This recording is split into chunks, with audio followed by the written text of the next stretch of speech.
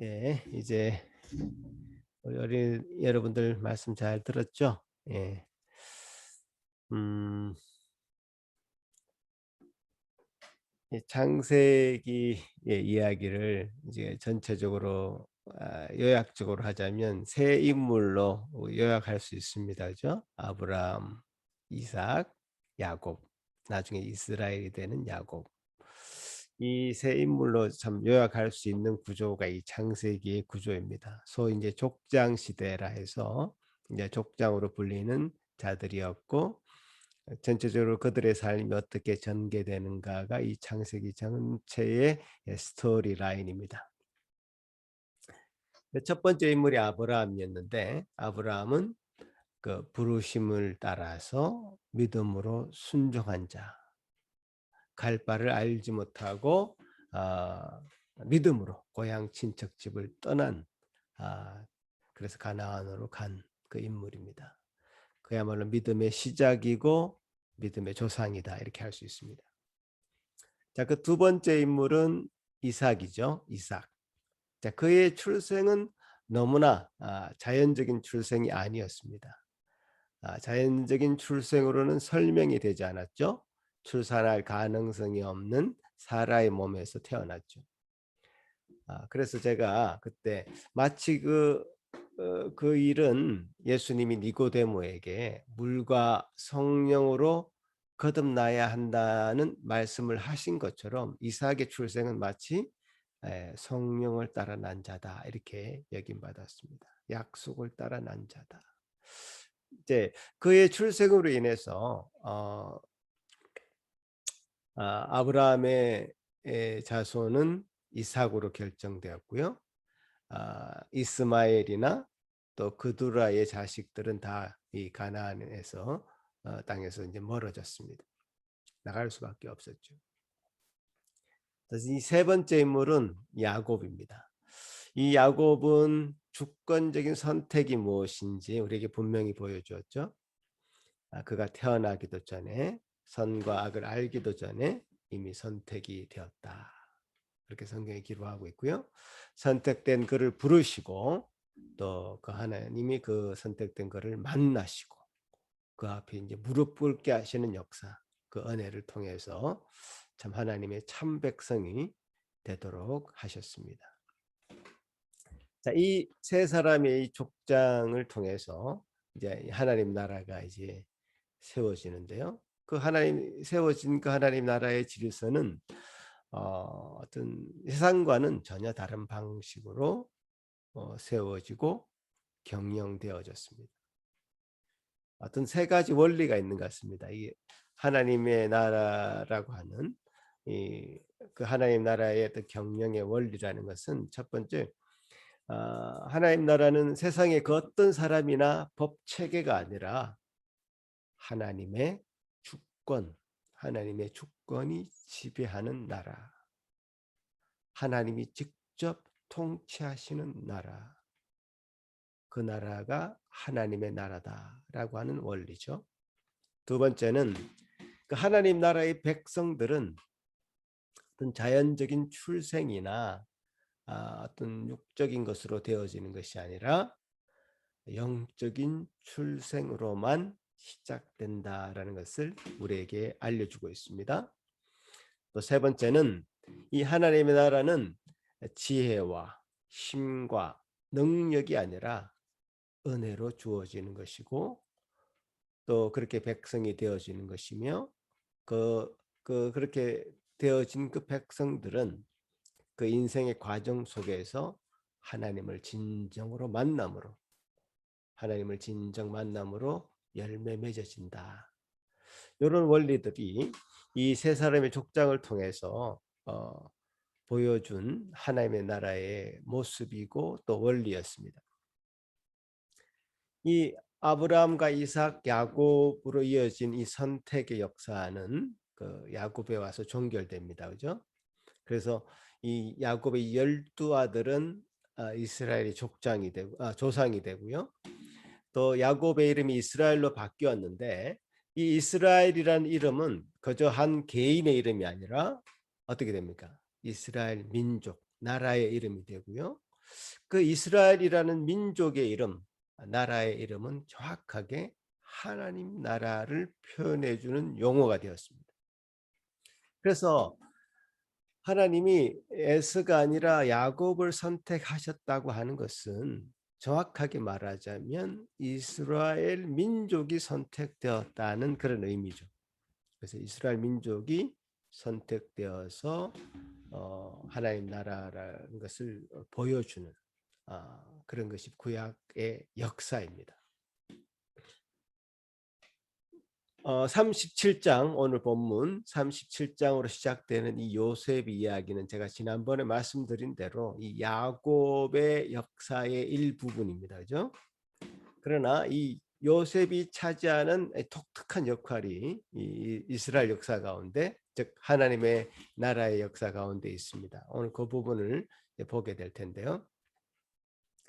그러니까 아브라함부터 시작되는 그 이스라엘의 역사가 예수 그리스도까지 그 족보가 쭉 이어집니다. 여러분 잘 아시죠? 아브라함부터 시작돼서 이삭, 야곱 쭉 이어지는 그 역사 가운데 제일 마지막에는 예수 그리스도가 나오십니다. 그런데 이 야곱, 아브라함, 이삭, 야곱 다음에 요셉이 아니라 사실은 유다입니다. 유다. 넷째 아들인 유다가 그 예수 그리스도의 족보의 선상에 있죠. 근데 오늘 이 요셉이라는 인물이 이제 등장하는 그 이유가 있다는 사실입니다. 유다가 이제 야곱 다음에 이어지는 예수 그리스도의 족보 선상에 있는데, 그래서 창세기 38장을 보시면 그 유다의 이야기가 뜬금없이 등장합니다. 유다가 그 아들들이 죽었는데 어떻게 그 아들들이 유다의 족보가 끊기지 않고 예수 그리스도에게까지 이어지는가가 38장에 뜬금없이 기록이 됩니다. 바로 이제 그 유다가 그 예수 그리스도의 족보에 있다는 사실을 성세기에서 이제 38장에서 약간 언급하고 있죠. 자, 어쨌든 선택의 역사가 이 야곱에서 완성되고 나서 아주 길게 이어지는 이 요셉의 이야기는 그죠? 요셉의 개인의 이야기가 아니라 전체 그림을 볼 때 하나님의 나라가 이제 완성되고, 그 완성된 하나님의 나라가 온전히 어떻게 보존되어지는가가 그 다음 얘기거든요. 그 어떻게 보존하느냐? 그때 아주 중요하게 사용되는 인물이 바로 요셉이라는 것입니다. 그 야곱까지 굉장히 치열하게 누가 이 하나님의 나라를 이어받아서 상속할 것인가라고 하는 문제에 성경이 굉장히 관심을 가졌습니다. 그런데 그 일이 야곱, 이스라엘로 일단락되고 나서는 그 다음에 요셉이 등장하는 겁니다. 그러니까 요셉이 그저 개인적인 성공 스토리로 이해될 수 없는 것이, 그죠? 완성된 그 하나님의 나라가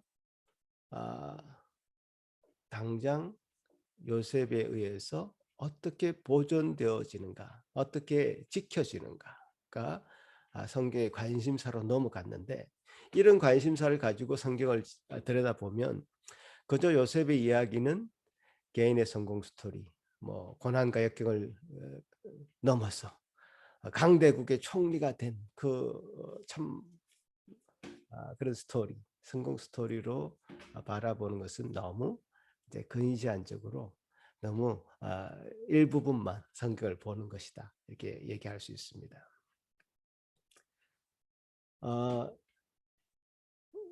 요셉이 등장한 이 역사, 요셉이 등장해서 어떻게 하나님의 나라가 지켜지는가의 그 역사는 사실 요셉이 창세기 45장 5절에 스스로 얘기하고 있습니다. 나중에 이제 이런 스토리를 제가 얘기를 하겠습니다만은 이렇게 얘기합니다. 정확하게 당신들이 나를 팔았다고 해서 근심하지 마소서. 하나님이 생명을 구원하시려고 나를 당신들보다 먼저 보내셨나이다. 이렇게 딱 정확하게 얘기하죠.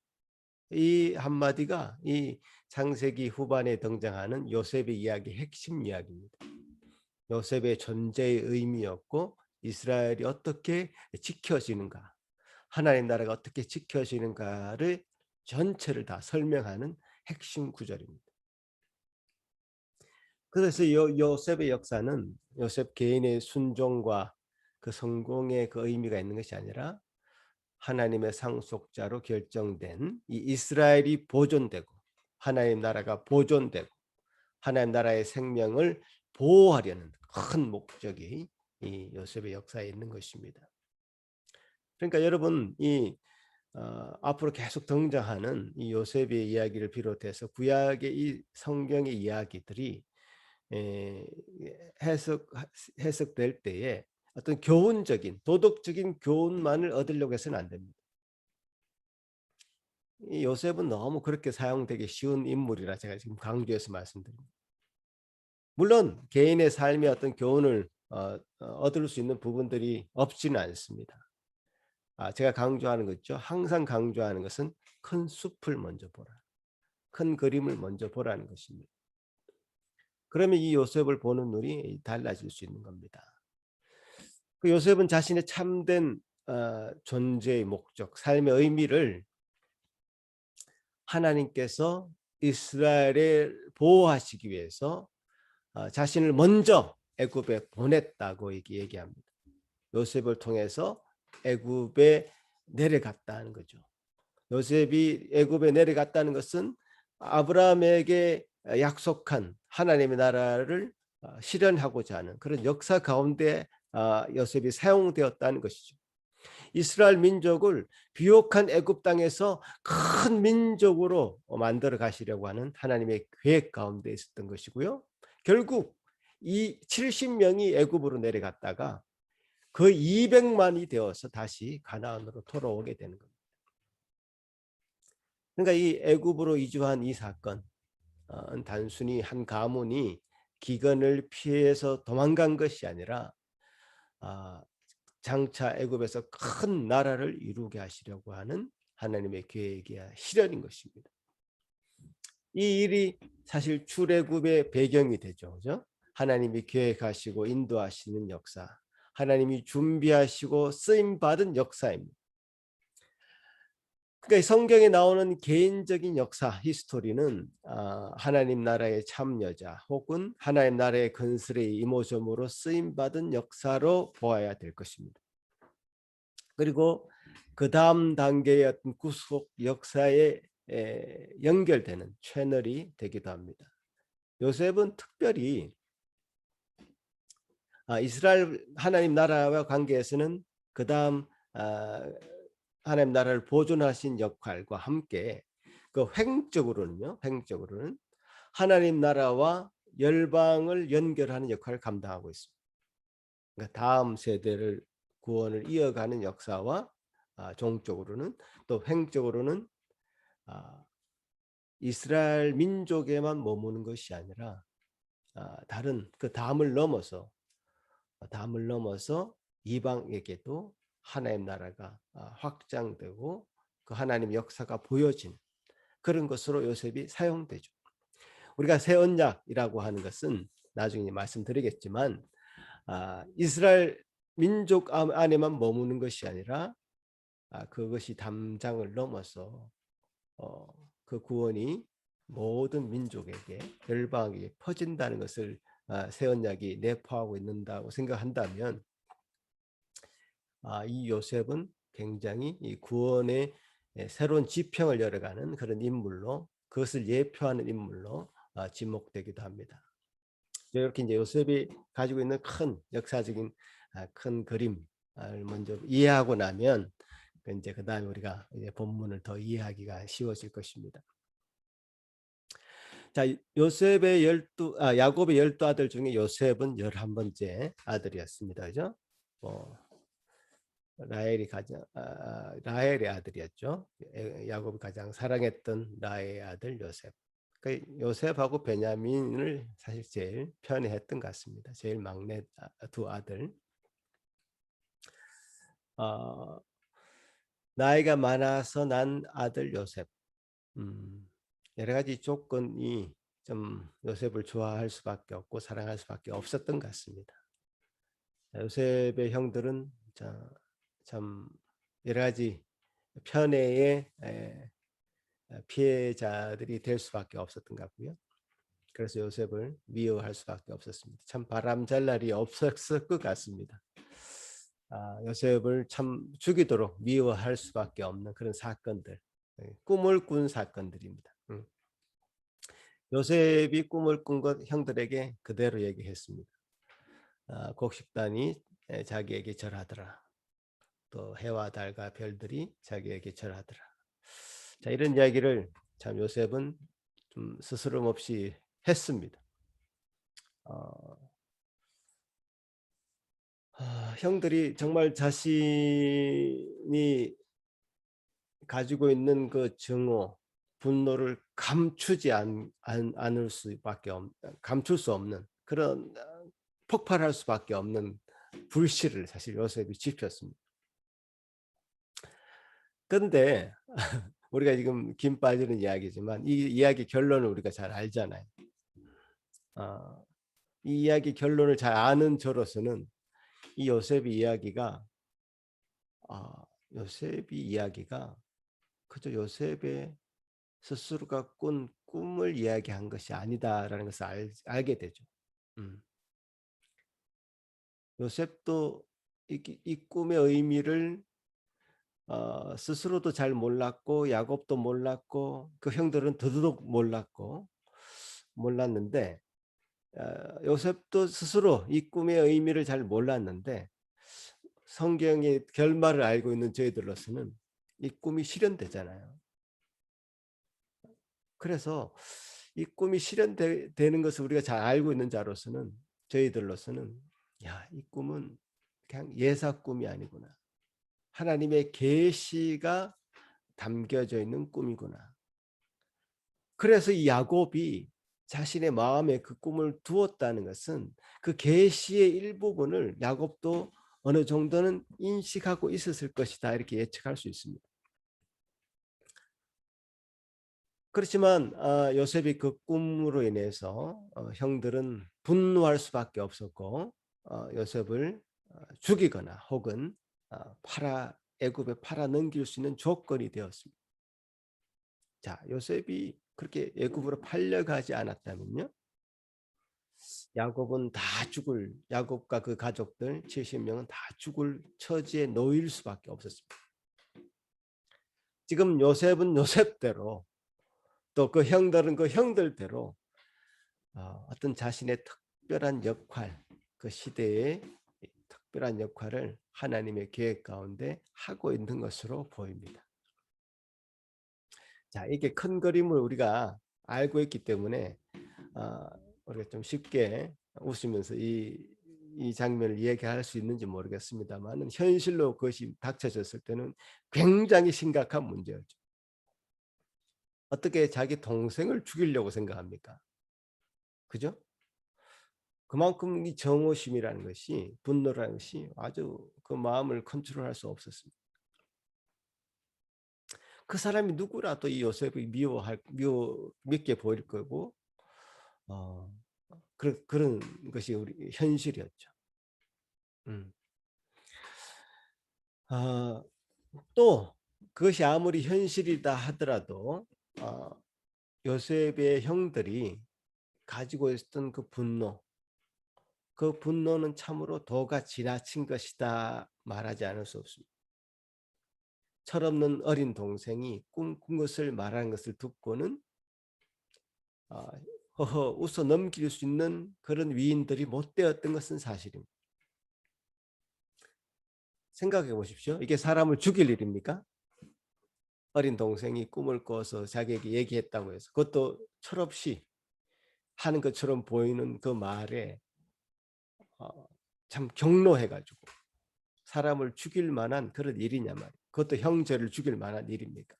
그것도 아버지가 가장 사랑하는 아들을 죽여서 아버지를 슬프게 만드는 일을 하겠다는 거 아닙니까 지금?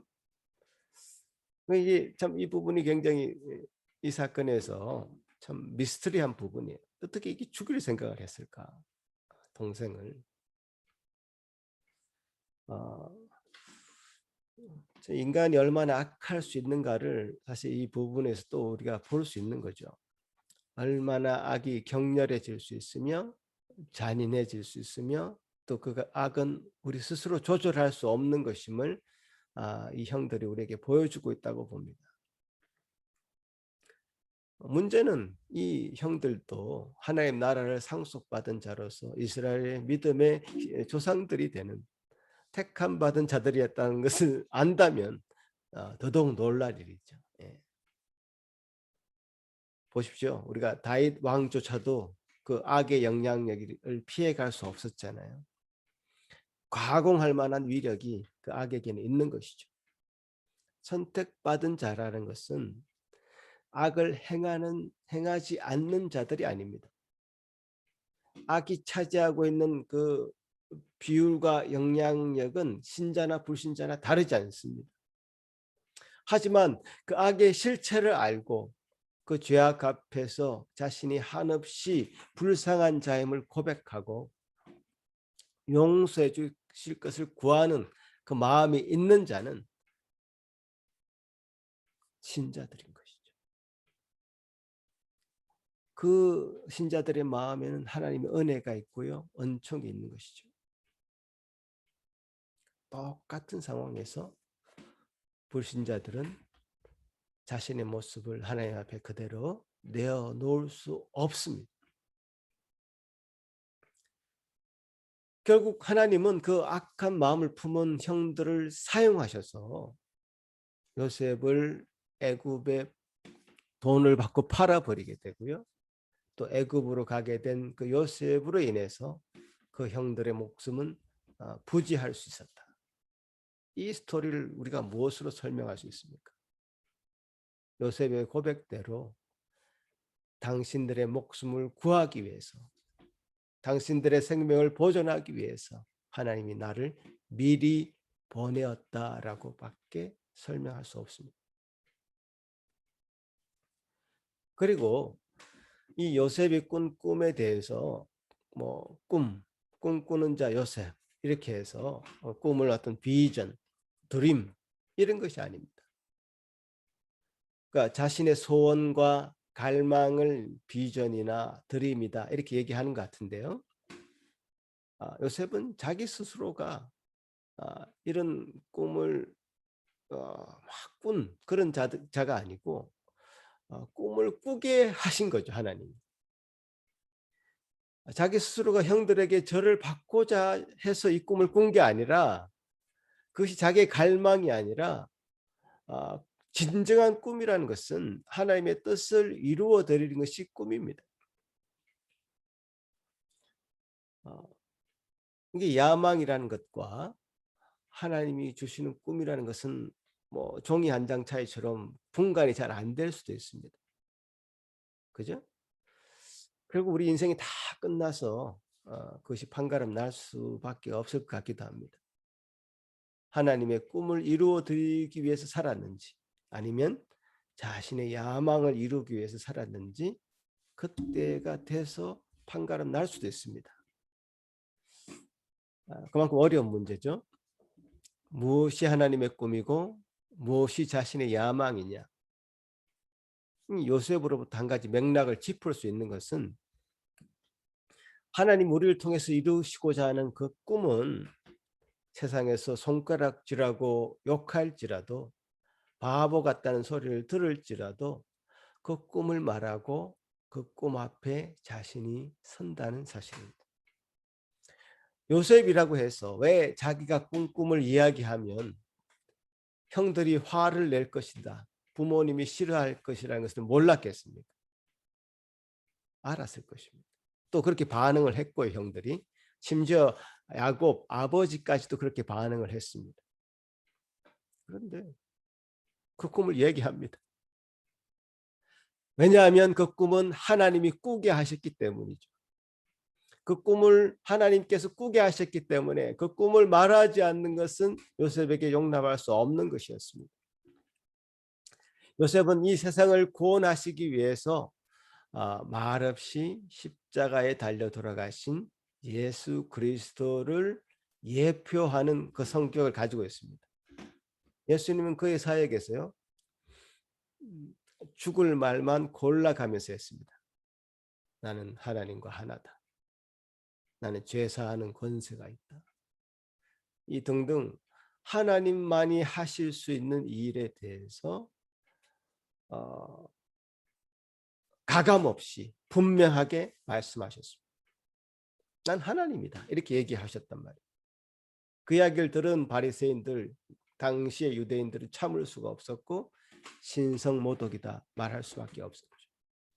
돌 맞을 수 있는, 십자가에 달려 결국 사형에 돌아가실 수밖에 없는 얘기를 골라서 하셨어요. 왜냐?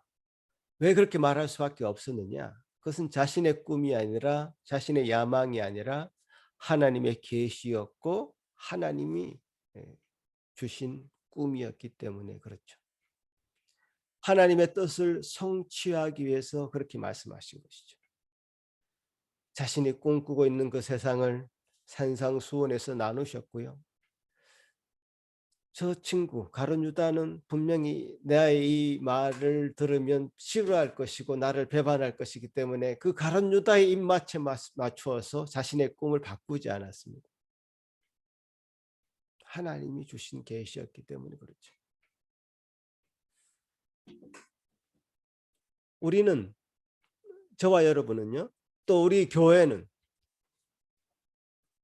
가장 간단하게 말하자면 하나님의 꿈을 이루어 드리기 위해서 존재하고 있습니다.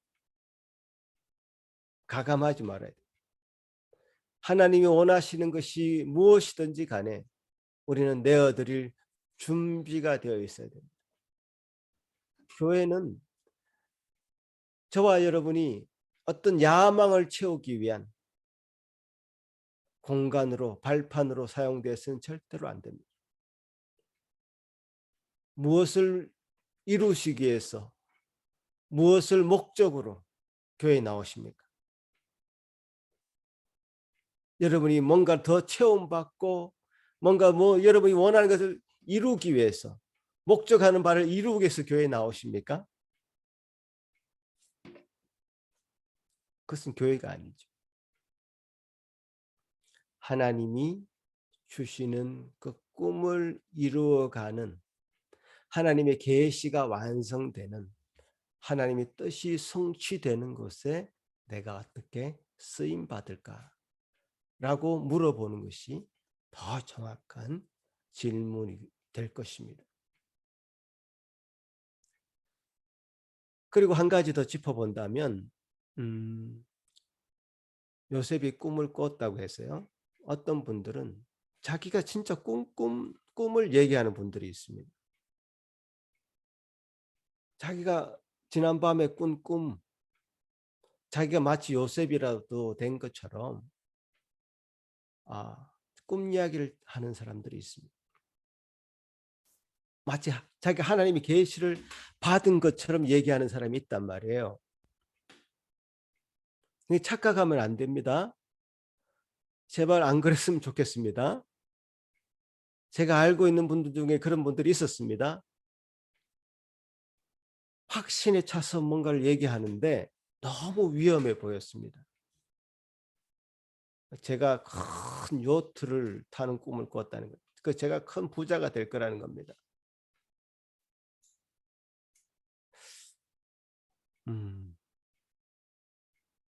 이런 말에 현혹되는 사람도 많습니다. 그건 정말 현혹이고 자기 기만이고 자기가 뭔가 영적으로 교만한 상태에 빠져 있는 것이고 그렇습니다.